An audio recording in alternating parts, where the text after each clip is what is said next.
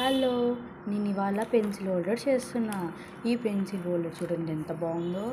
ఈ పెన్సిల్ హోల్డర్లో నేను రెండు డబ్బాలు కూడా పెట్టాను కింద. ఎందుకంటే చిన్న వేస్తున్నప్పుడు మన చెయ్యి లోపలికి దూరదు కాబట్టి చిన్న లిఫ్టింగ్ మిషన్ పెట్టాను. అంతే సింపుల్. దీని లోపల స్కేల్స్ పెట్టుకోవచ్చు, పెన్సిల్స్ పెట్టుకోవచ్చు, బ్రష్ పెన్స్ పెట్టుకోవచ్చు,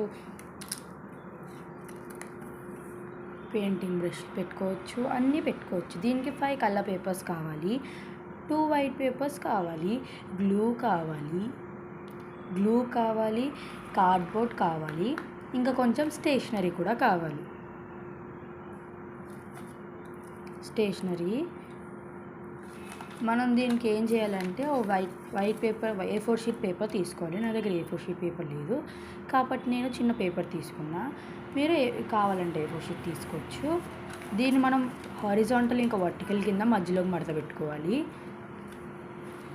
మళ్ళీ వేరే సైడ్ కూడా మధ్యలోకి మడత పెట్టుకుంటున్నాను.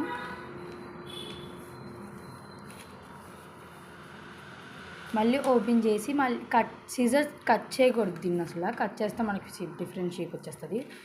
మనం మళ్ళీ మధ్యలో లైన్కి మళ్ళీ ఇంకో 2 ఫోల్డ్స్ చేసుకోవాలి.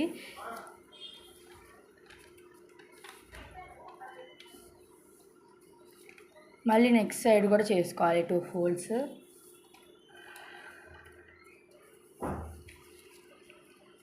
దీన్ని మనం 4 కార్నర్స్లో కరెక్ట్గా ఎడ్జ్ లైన్ దగ్గర మడత పెట్టాలి, లెగ్ దగ్గరకు మడత పెట్టాలి.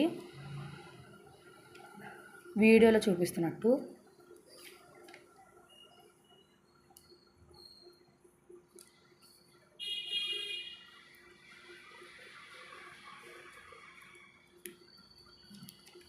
దీన్ని ఆ రెండింటిని మధ్యలోకి మడత పెట్టిన తర్వాత మడత పెట్టిన సైడ్తో మళ్ళీ మధ్యలోకి మడత పెట్టాలి. మళ్ళీ దీన్ని ఫ్లిప్ చేసుకుంటే మధ్యలోకి మడత పెట్టుకోవాలి దాన్ని. ఎందుకంటే మనం చేస్తున్నప్పుడు అది సరిగ్గా నలగదు, మనం అందుకనే మడత పెట్టుకుంటాము. మళ్ళీ ఆ రెండింటిని కరెక్ట్గా మధ్యలో లైన్కి మడత పెట్టుకోవాలి. మళ్ళీ ఒకదాన్ని ఇంకో దాని లోపలికి ఇన్సర్ట్ చేసి లోపలికి నొక్కాలి, లోపలికి ఇన్సర్ట్ చేయాలి. మనకి ఇలా అయిపోతుంది. మనం దీన్ని సరిగ్గా నొక్కుకోవాలి, అప్పుడు మనకి ట్రయాంగిల్ షేప్లో వస్తుంది. సేమ్ ఇలాంటివి 5 చేయాలి. మళ్ళీ వీటిల్ని ఒకదానికొకటి స్టిక్ చేసి